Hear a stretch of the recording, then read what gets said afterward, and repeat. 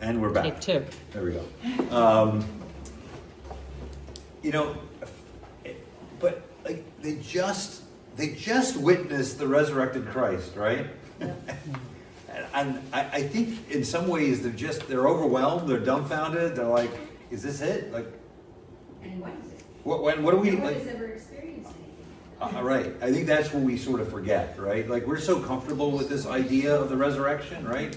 It's so foundational. I hope it's so foundational, right? To what we believe, that for these guys, they're living it. And again, at least in the gospel, it's not until this part that Jesus really lays out for Peter and for the rest of the apostles, like, go feed my sheep, right? What are you doing? And again, I think there's this beauty in Jesus has been so transformed that the initial interactions with him, his best friends, his most beloved, they don't recognize him, right? They don't. It's not until he does something, right? In this case, in this chapter, what does he do?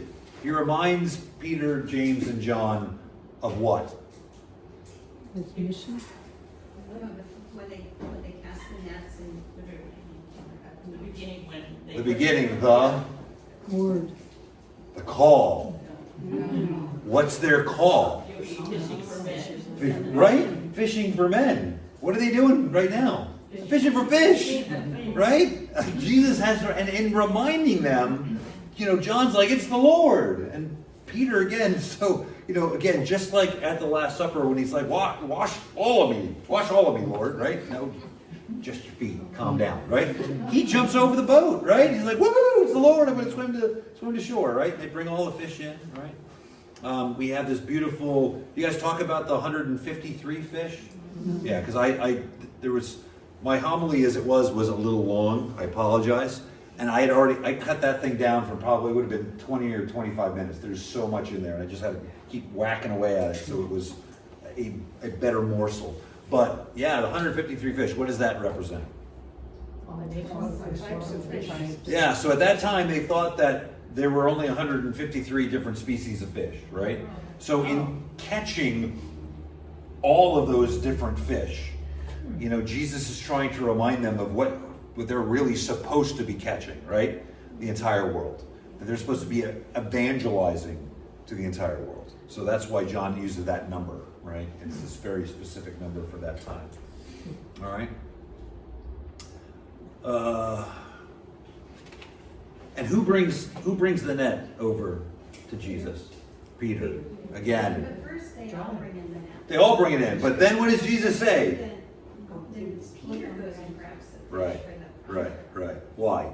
Why? Because he's going to be the Pope. Because he's the boss, right? Again, Jesus is trying to, and John, right, is trying to show Peter's primacy. It's so interesting that you see throughout John's gospel, there's these little digs at Peter, like little tiny ones, right? Well, the disciple that Jesus loved got to the tomb first, but then he waited for the old guy to get over there, right? Slight little digs, but ultimately, John's gospel is the gospel of redemption for Peter, is it not? Right?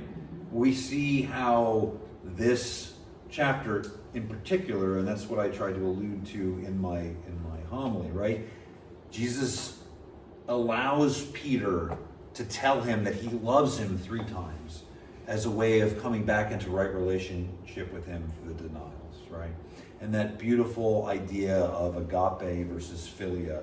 Jesus is saying that I love you with this greatest love, this sacrificial love. You saw that love on the cross, right? And Peter's just not there yet, but he gets there, right? And that's so beautiful for us because ultimately, wherever we are in our faith journey, Jesus meets us where we're at. But then that encounter with the risen Christ is a call for transformation, right? It's a call for us to become the people that we were created to be. And that doesn't happen like that. I mean, it does for some, right? Some people have an amazing encounter with Christ, and all of a sudden they are just, their whole life is transformed, and they never look back. But I think for most of us, your deacon included, right? It's these incremental steps each day of waking up, choosing to love like Christ loves, recognizing where we fail to love like Christ loves and working on trying to be better the next day, right? Great. The bread and the fish, what does that remind you of? Eucharist. Yes, the Eucharist, but what else? Feeding The 5,000, right?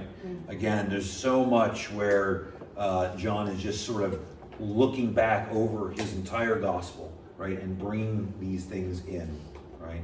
Easter eggs, Easter eggs. like in movies where they. Oh, I was going to say, there were no eggs in here. No, but yes, secret yes. little Yeah, they're just things little, again, they're supposed to be, that like, most of us miss. you know the story, right? You know the story, right? And that's what I find so beautiful in all of these examples, again, of Jesus being transformed, and it's in the doing. It's in his doing that his beloved see who he is, right?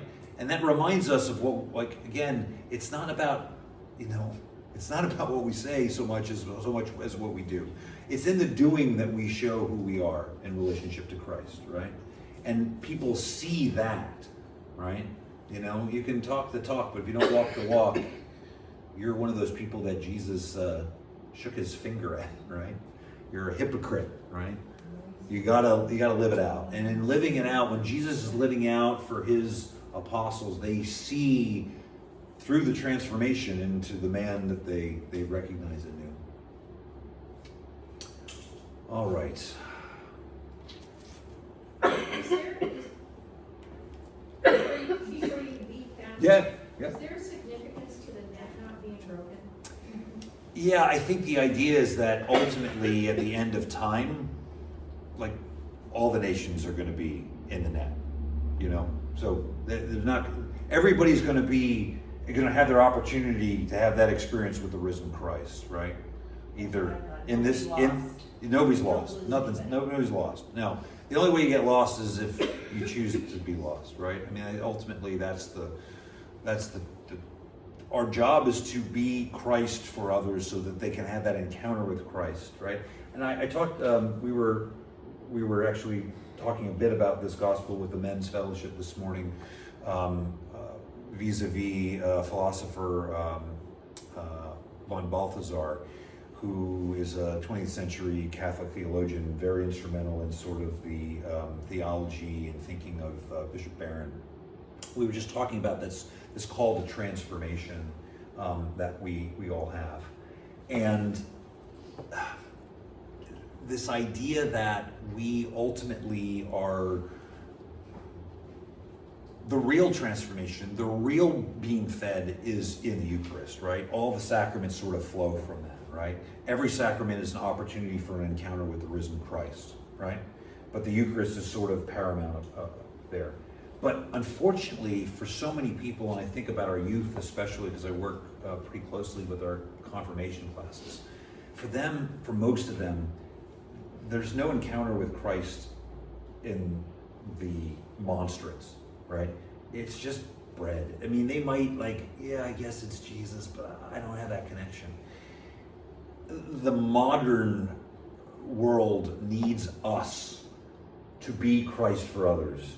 And when they have that encounter with us, when we have been radically transformed so that we no longer look like the everyday person that's out there in the world, but we look like an image of Christ, it's then that we can bring people into the church and they can have that experience of the Eucharist, which is so transformative. But I just think for so many people, especially our youth, they look at that and they don't feel like they're having an encounter with Christ. And so we need to understand that. It's so much more important for us to understand that it's our transformation. It's our living out the joy of the gospel, right? It's our agape love for people that are hard to have agape love for, right? Just as Christ did. That's attractive. That changes hearts. That changes minds. And then they can have that transformative encounter with the Eucharist. It's the rare person, I think, now that just has not had an encounter with the risen Christ through us, that somehow is then attracted to the Eucharist. And that's obviously a gift of grace from God. And I'm not saying it doesn't happen, but I can tell you that's not the norm. The norm is, it's you ladies, it's me, It's those men in men's fellowship. It's all of us as the body of Christ, being Christ for others, and then bringing them to have an experience of Christ in the Eucharist. That's what it's about. And honestly, I think that's what it was about when we're looking at this chapter too, right? What's Jesus trying to tell them? You guys got to go feed my lambs, feed my sheep, right? How do you do that, right? You know, it's hard for somebody who's really physically hungry to like feel full from the Eucharist, right? When they haven't been fed, right? It's hard for somebody to have an opportunity to read the Word of God when they are illiterate and they don't have somebody who can read it to them, right? You know, when you're in pain and suffering in the hospital and you're like, where's God in all of this? It's us. We're going out and being at the bedside, being Christ for people in those moments. And yes, perhaps in those moments then bringing the Eucharist to them. But the Eucharist doesn't get there on its own. You know, the body, blood, soul, and divinity doesn't walk its way into people's lives. We're the ones that are bringing it, right?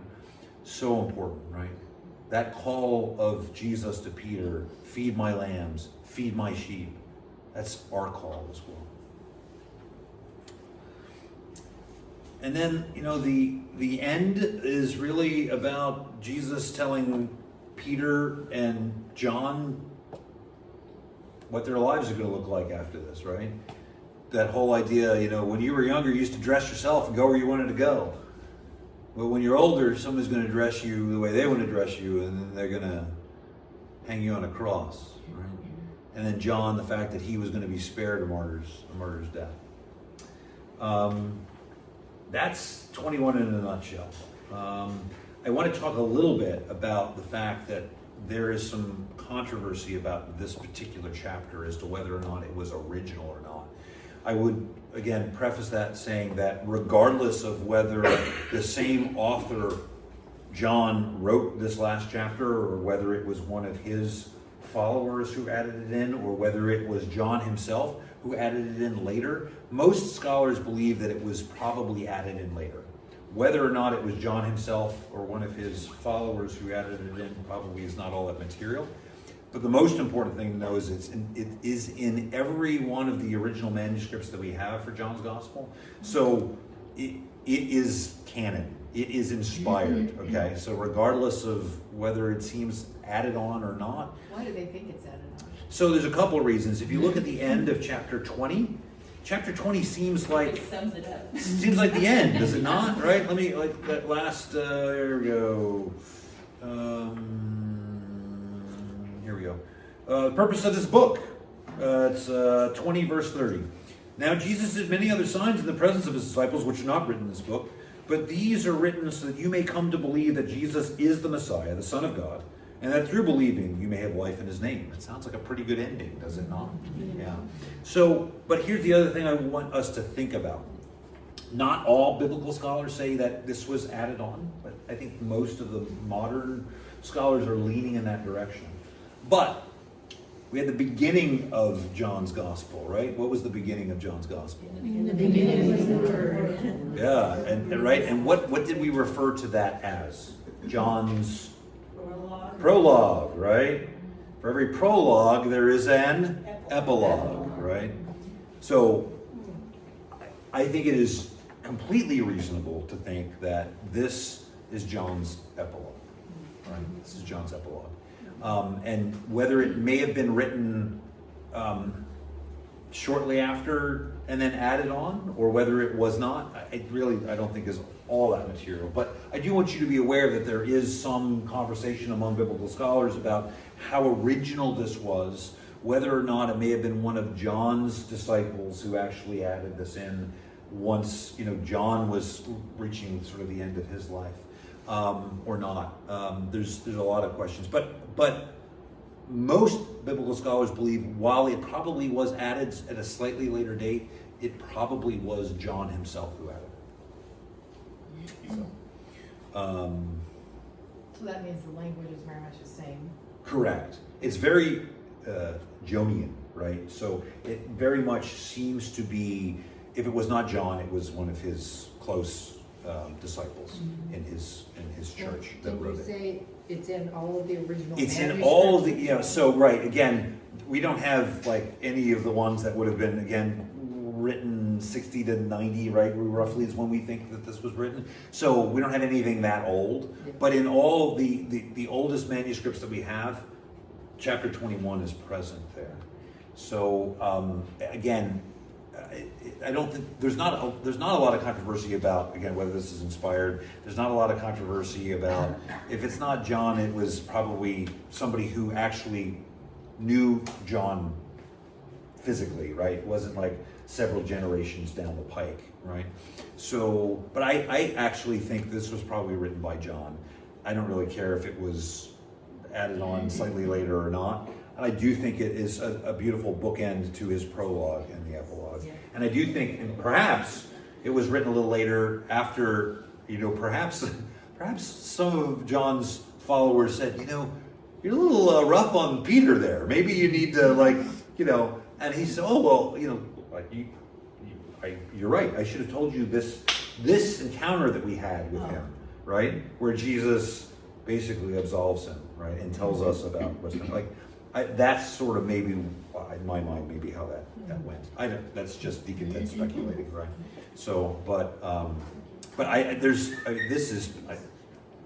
if you were at the 9 o'clock, I had a hard time getting through this gospel because it really speaks to me.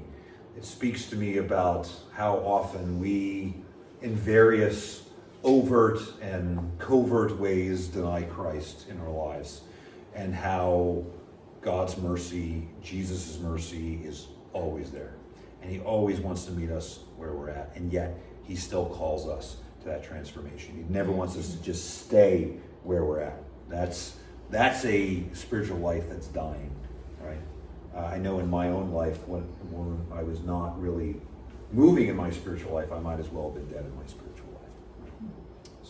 So that call to continual conversion and transformation is really the call that we all have as Christians, to be a little better tomorrow than we were today, and recognize that when we do slide, that God's mercy is always there for us. Des, do you have a question? I just wondered what the oldest manuscripts are that we have. I honestly don't have the answer to that. I did not go down that particular rabbit hole. I'm sure you can Google that and somebody will be able to find that, but I don't know the answer to that off the top of my head. Sorry. All right. Any questions about yes? And not necessarily about the chapter, but I kind of wish that John's gospel, since John was the one with the Blessed Mother, and they were so close for such a long time, that I wish he would have shared more about her in his gospel. Yeah. There's so little about Yeah. the Blessed Mother in the actual gospels. Maybe she didn't want. Maybe she didn't. She didn't want attention. She on was her. so She wanted humble. attention on herself. Yeah, that's what I was going to say. The reality is that Mary's examples and they're few and far between. You're absolutely right, but it's all about her son. I think we can err in our Marian devotion when we get so fixated on Mary that we forget where she's ultimately pointing us to, Always right? pointing to Jesus. Always pointing to Jesus. So, and I think, the reality is that some of our Protestant brothers and sisters, there are some of us in the Catholic Church that are too Marian focused. And if you are Marian focused the same way that Mary is focused, okay, which is, again, I'm pointing you to my son. Everything I do is pointing, it's not about me, it's about him. If that's your focus, from a Marian perspective, fantastic. There's absolutely nothing wrong with that. If your focus is, let it be done unto me as you've commanded, fantastic. That is a beautiful Marian devotion to have, right? It echoes, right? Mary, the new Eve, echoes Jesus, not my will, but your will be done, Father, in the Garden of Gethsemane, right? The new Adam, right? Not the opposite of Adam and Eve, which is like, well, we're going to do what we want and forget what you tell us, Father, right? It's the complete opposite of that. So, again, I think you've hit the nail on the head, which is Mary, all she wanted was for the world to embrace her son. And if embracing Mary helps you to get to Jesus, then she's all for that. And I'm all for that, right? But if you're so focused on Mary that you forget where she's leading you, then you've missed the boat. And you've actually begun to worship Mary as opposed to having a devotional to her. And that's where we as Catholics can sometimes get off the right path. Somebody had a question. Oh, I was just gonna say, I do like that idea though of, that he said, now behold your mother, and it kind of would have been cool to see how that played out. And there may be some apocryphal writings out there that I'm not aware of. I don't do a lot of reading outside of sacred scripture from that perspective. But there are apocryphal readings that were just, holy pious readings, but are not canon. So there may be some things out there. I mean, that's where we get our understanding of Saints Joachim and Anne as Mary's parents, right? Some from apocryphal readings. So there may have been some things out there that I'm just not familiar with, because honestly, I don't have enough hours in the day to be reading apocrypha. I'm trying to absorb as much of this as I can. So maybe when I'm a little older and have a few more deacons in the parish that can help carry that load, then I'll have some time for that kind of reading. Other questions? Just general questions now? Well, John? yeah, sure. I mean, I sort of wanted to open it up as we're sort of coming to a conclusion. Certainly, anything about chapter 21. Does everybody feel pretty comfortable with this chapter? Then yes. Anything else about? Okay. Yeah. I had one a few weeks ago, which I'm struggling to bring that back. Someone wrote it down. But one today,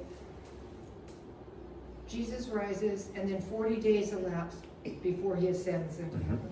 And we're told through the Bible that he sees the apostles 3 times. And I just had the thought, what was he doing the rest of the time? Yeah. And So did other people know him, recognize him? yeah. So it says that he actually visited other folks as well, right? There's definitely a pious belief that the first person he visited on Easter morning was his mom. I think that's That beautiful. figures. I mean, Yeah. what? That figures. Well, would you not? Yeah. I know what I would do, right? I mean, mom was there at the cross, and those, losers that I call my friends abandoned me. I'm gonna go see mom first, right? Right? So that's I think a beautiful pious belief, and it basically, I think it's St. Paul that says that they were, he revealed himself to the apostles first, and then to some of his other disciples. So he was making the rounds, but to people, one of the claims is, well, this is a made up story because he only revealed himself to people that already knew him. Well, yeah, yeah, right? Yeah, because again, the people who knew him, what? Didn't recognize him, right? So can you imagine, right? That I'm going to go up to some person who had not spent any time with me, didn't know about, hey, I'm Jesus, hey, I'm Ted, nice knowing you. Hit the bricks, right? I don't know who you are. I don't recognize anything special about you, right? So he revealed himself to the people that he had already had relationships with. And even then, they had a hard time understanding who he was, right? So, does that? That's fine. Okay. Yeah. And my other sort of has come back to me. I had asked the question about people were talking about there's so much symbolism in John. And I became curious, did John write it trying to be symbolic in certain ways? And one of the things is the charcoal fires and the, Yeah, so I think... is that intentional? I think so. Like what Mariana said about Easter eggs, right? So I think, again, remember, John is writing after the Synoptics, right? So he's assuming that you have some familiarity with the Synoptic Gospels, right? Notice in John, again, there's the Last Supper is totally different in John's Gospel than it is in the Synoptics, right? There's no, breaking the bread and do this in memory of me. There's no institution narrative here, right? What is there? There's the washing of the feet, right? And there's, the discussion about who's going to betray him, right? So John, I'm not repeating all that. You guys already know that already, right? But again, remember, who's the audience that John is writing for? Believe on the past. Who? The Jews, his Jewish brothers, right? And the Jews are all about, there's a lot of numerology, right, in Judaism, right? So he's bringing in a lot of that, right? He's trying to help them see, right? Like I think I talked about the fact, I think it was in chapter 18 or 19 during the crucifixion, right? You know, when Jesus is invoking the 22nd Psalm, right? A lot of people interpret that as Jesus like crying out, like, why have you abandoned me, Lord? I don't believe that for a second. I really do believe what he was trying to do in that moment was get people to understand, if you know this psalm, it's talking about this guy right here, me. I love you so much, I'm going to die on this cross for you. I'm the guy whose bones aren't going to get broken, whose vestments are being cast lots for. They just did that in front of you. Don't you see? Right? So I think what John is trying to do is similar to what Jesus was doing on the cross by reciting the 22nd Psalm. In this moment, John is trying to help them see, this is the guy we've been waiting for. He's not this, earthly military Messiah. He's the Messiah that we need, right? So I think there's so much that's there because he's speaking to an audience that is steeped in the Old Testament. And so he's trying through Easter eggs, through callbacks, to show them who it is that they need to worship, right? That right worship is now Christ, not temple worship anymore, right? Jesus has, again, destroyed the temple and rebuilt it in 3 days. Other questions? I have a question. Yes. My son lives in Washington State. Yes. And they just signed into law that priests have to reveal what they hear in confession. Yes. So there's a question there? It was a question. What do you think? There wasn't a question, that was a statement. I'm like, yes, I'm aware. What would you? What's going to happen? I mean, I don't know if everyone heard that. Yeah, so Washington State just signed into law that basically the seal of confession is no longer going to be honored in court. So that if something is heard, a priest is obligated to report it, specifically with I think with regard to like Child molestation and child abuse. I suspect that they're going to have a hard time proving any of those things, but I suspect they're going to be priests who are going to get put in jail. Hasn't it always been that a priest did have to reveal it if it endangered anyone, or was gonna, I'm thinking of killing someone. Yeah, no, actually, They didn't have no. So they do their best in that moment to try to convince the person to get help, but they cannot break. As a matter of fact, if a priest breaks the seal of confession, it's automatic excommunication. Like there's no, it's not even like a writ from, as soon as you break the seal of confession, you are no longer, your faculties are gone. So Maybe it's good.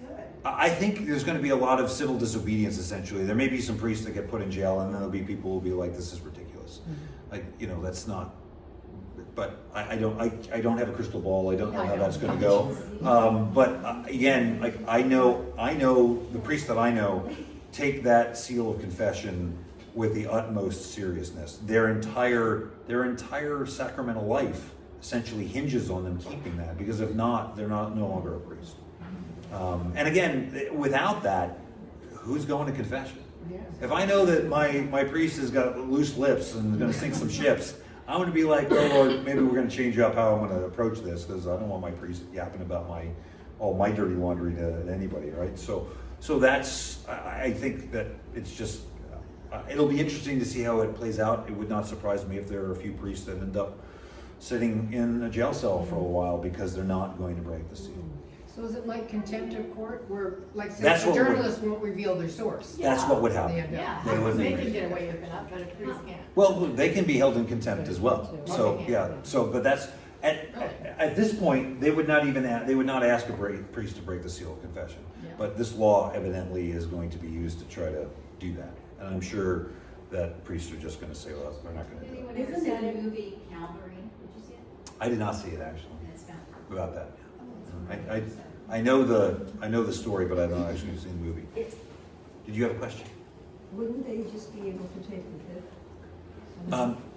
That would only be about self-incrimination. So if, let's say a fellow priest comes in and is asking for absolution because they molested someone, right? And then they would say, well, you know, priest, you heard this confession, you now have a duty to report. Like, so I have it as a physician and actually as a deacon, because, and actually priests do as well, as long as it's not under the seal of confession, right? So if they find out that somebody's being molested, we have a duty to report, right?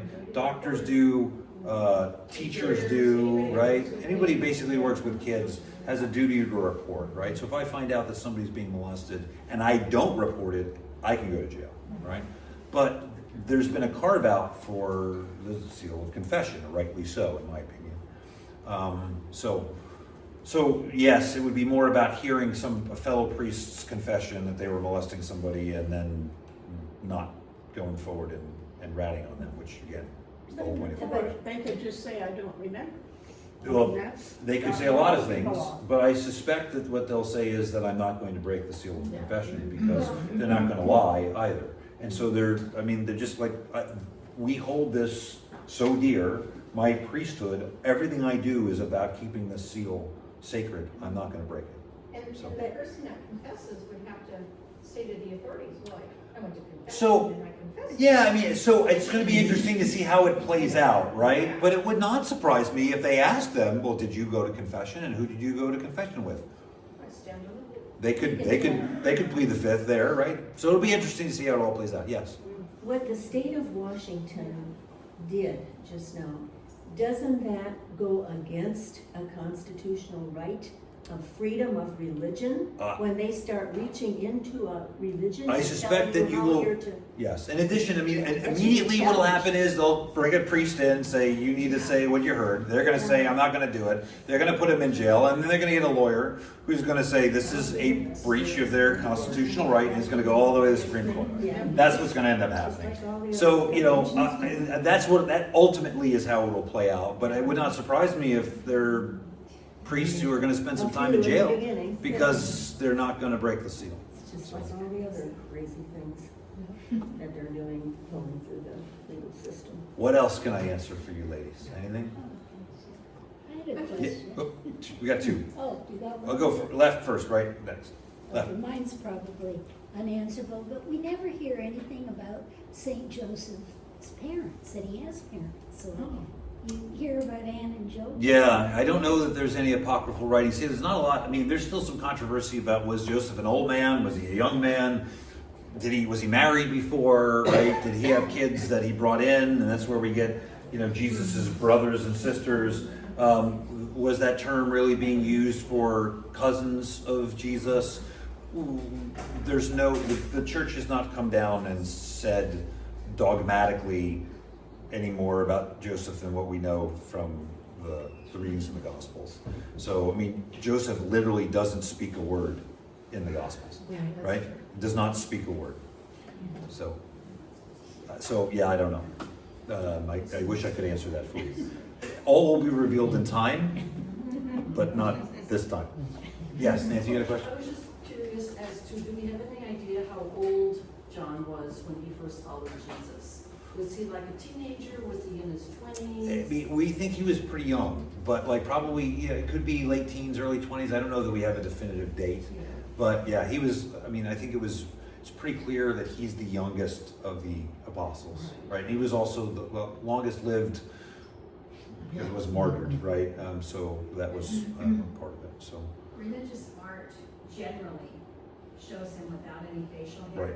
Yeah. So a lot of theologians believe he was very young, like the kid brother. Yeah, You know, Jesus kind of like, come on, kid. let's It's go." hard to know. Again, sometimes the art is depicting that in order to show that he was the youngest, Could be- right? Could be that. So it might be that was like, this is clearly John. Why? Because he doesn't have any facial hair, right? So he was the youngest.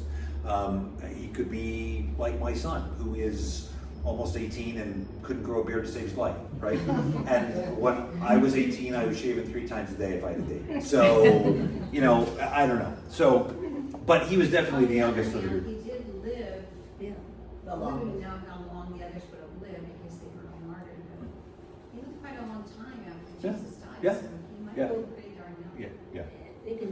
when he wrote his gospel, that was, what, We AD about don't know exactly. 50 or 60? And that's part of the issue. Like there's a lot of stuff we don't know exactly, so there's a lot of guesstimation, So right? if it was 33 years when Jesus started, yeah, you just add that, so he'd probably be in his 50s or so when he was writing. 50s or 60s? Which means he was young, he Yeah. was very young when Yeah. Jesus, For sure. yeah. Yes, yes. Well, I was told that, well, I don't know about who, and I read it. See, this is where we get into trouble, Thais. I heard something, and I don't know who said it, and I have no idea if they're credible, but go ahead. John was the only one at the crucifixion because he Who was young. Yeah. And the older ones would have been arrested Yeah. because they were looking for them. They were Yeah. trying to find the disciples, and John was so young that they didn't pay any attention. Yeah, there's also the question of was John actually at the foot of the cross, right? That when he says the beloved disciple was at the foot of the cross, there's a question about was he describing himself in that moment, or is he describing us in that moment, right? That we're the beloved disciple. We're supposed to put ourselves in there. So I don't, to me, it's immaterial whether you read it literally and it was John himself, or it was us, right? I'm not entirely sure. I don't know that it, again, whether that matters all that much. I love the idea that John wants us to enter, by not naming himself, he wants us to enter into that space. That he's actually being a little less lacking in humility, right? Oh, the beloved disciple was there. The beloved disciple made it like, that was me, by the way, guys, right? To me, I've always I love the idea that John really, in his humility at the time he's writing, he's really trying to have us step into that. We're the beloved disciple. I'm talking to you, Thais. You're the beloved disciple. You're the one who got there first. But why did you let Peter go in? Because Peter's the head of the church. Why did you not leave? Because you love the Lord, right? And the rest of us, we were weak. But you're with the women, right? I get this question so much from our second grade class, right? They're all upset. Why can't I be a deacon? I want to be a deacon like you, Deacon Ted. And I'm like, well, because Jesus didn't. It's the girls. I'm sorry, I didn't make that clear. I was talking to a bunch of ladies. I just, like, why can't I be a deacon? And I'm like, because Jesus didn't ordain women. And I don't know why that was, but I always point them to this. I said, if you think that Jesus didn't love women and think that they were super important, who was with him when he was dying? The women. Who, right? Right. Who was the bestest person that he ever made? His mom, right? If he wanted to, if it was me in my church, I would have been like, okay, you guys are a bunch of screw-ups. My mom is going to be the first pope, right? She knows what she's got is dialed in from the get-go. You guys, right? So there is something, for whatever reason. Again, you'll hear these things said about, the culture at the time never would have accepted women, especially Judaic culture, never would have accepted women. Jesus was not about following culture. You've read this, right? Jesus is, if you're swimming this way, Jesus is going that way. I'm telling you, this is the way we're going to do things. For whatever reason, he did not ordain the women that were closest to him. I don't know why. I just don't. And so ultimately, that's not about minimizing women. If anything, I feel like there's a bigger cross I'm carrying, because I've got to live up to this expectation of what it means to be ordained, right? But this idea that somehow the church minimizes women and doesn't love women, and that, you can't have your cake as a Protestant and say, you guys are, a bunch of,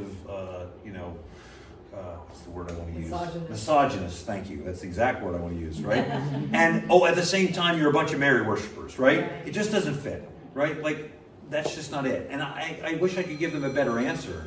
Maybe God's got a better answer on the phone. When I hear, I was going to say, when I hear people denigrate the Catholic Church because we only ordain men or women can't be this or that, I would say, well, the Catholic Church, the highest person that Is anyone Mary. could be would be a saint. And you can be a saint. It's just they just want to get the easy, get a little, I don't know, go to school and get. I think that's a nice. But I will say, I mean, truly, the Catholic Church was dominated by male writers who, I mean, girls couldn't be altar girls. And there was no, I mean, it took Vatican II for that to even begin. Church does things slowly, right? It has belittled women in many ways. The Nicene Creed, for us men and for our salvation. Can't they just drop that word men? It's beyond me personally. Yeah, so So the church has. So that, I think that is a little bit, again, when, back in the day, when that was written, the Nicene Creed, so the Council of Nicaea. But it's been revised multiple times, as recently as like 10 years ago. So, again, trying to get back to what the original was. It wasn't. Okay, it wasn't like we're changing it because we don't like the way it is. Change has always been about, when translations occur, it's trying to get back to the original. There's talk that they're going to revise, wait for it, the Our Father. What? Well, because actually in English it probably was mistranslated, right? Oh. Think about this, right? And lead us not into temptation. Why would God lead us into temptation, right? He's not. This is, again, do the Old English the way it was translated. It's a bad translation. They probably won't do it because everybody and their grandmother would have a freaking canary. Oh, you're changing the Our Father. Look at the liberal church. And everybody's pulling their hair out, right? So again, we need to be careful with those sorts of things. But with the Nicene Creed, all they have to do is drop the word men. And it fits everybody. It doesn't fit everybody. I don't. You need to understand that. Don't say it. You're welcome not to say it.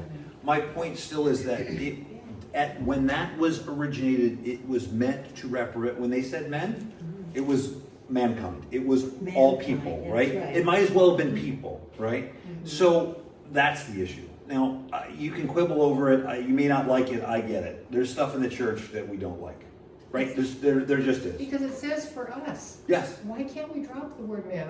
I mean, honestly, it's nonsensical. Don't look at me. I'm not the guy who's making that decision. The bishops could do it. They could decide to do Yes, it. they They could could. absolutely decide They to do it. could. I will tell you that it is likely not going to happen because, again, they're not going to change something that has been around for 1,500 years. So we need to and again, I appreciate where you're coming from. I am the first one to say that I never want any of you in this room, since I'm the only guy, to ever feel like the church does not value you in the way that they value them. And you may feel that way, and all I can do is apologize on behalf of the church. I don't know. We follow what Jesus did when it comes to ordination. I'm not seeking Yeah. ordination. So- I think for that, because it was the word used for mankind. It's a general I understand. word. I understand all And yeah, I can those see arguments. as women taking offense. When I was in high school, I was in student council, and we had the bishop and our principal, who ended up being a bishop also, and just taking general questions like this, and I was like, why are women not priests? And I was, gave them a mouth, and I don't even know what the response was, but I was like, I'm going to show up, like this question hasn't come up before in their lives. But I think God, in His ultimate wisdom, knows priests they are persona Christi for Christ, our loving Father, our Father. I'm not in favor of ordinating. Oh, no, I'm not saying that you are. Oh, okay. I'm just saying for the question of it comes up often, why aren't women priests? Why? Because we're living in our American society where everyone has freedom to be anything. You can be a cat, you can be a dog, you can be this and that. And this is not truth. I think it's beautiful. And I think women have gifts where we can have children. I mean, it's amazing. It's One of the things I'm happy. Yes, I totally agree with you, Debbie. That's the other side of what I tell them, which is when men are ordained, they are supposed to be in the person of Christ, and it may be difficult for people to see the person of Christ in the Eucharist and at the table if it's a woman. Now, look, if the church tomorrow said that we're going to ordain women, I honestly would not have any issues with that. I think it won't happen because that would cause a schism. But if that's what the Holy Spirit decided tomorrow, was that women were to be ordained, I have no issues with that. Ultimately, but right now, the reasons that I have are the reasons that we just talked about, right? And so, again, for us, I think what's so vital to understand is that, and one of the things I think Pope Francis did a great job is that he has increased in the leadership of the church, not in the liturgy, right? But in the leadership of the church. He has been far more inclusive of having the voice of women, and I think that is invaluable and should continue, in my opinion. You bring so much to the table. For instance, every homily I preach on a weekend gets the stamp of approval from the person that I hold most dear in this world, and that's my wife, right? She has wisdom, and my wife is a far greater mystic. Her prayer, her ability to channel into the divine in her prayer life makes me look like I'm a kindergartner trying to write the Bible in calligraphy, right? It's a big mess.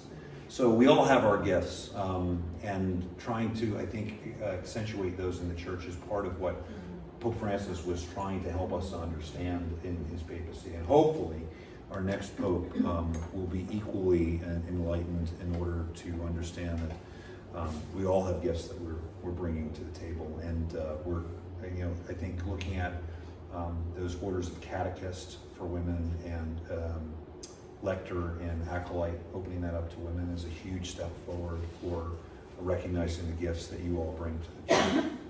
Well, with regards to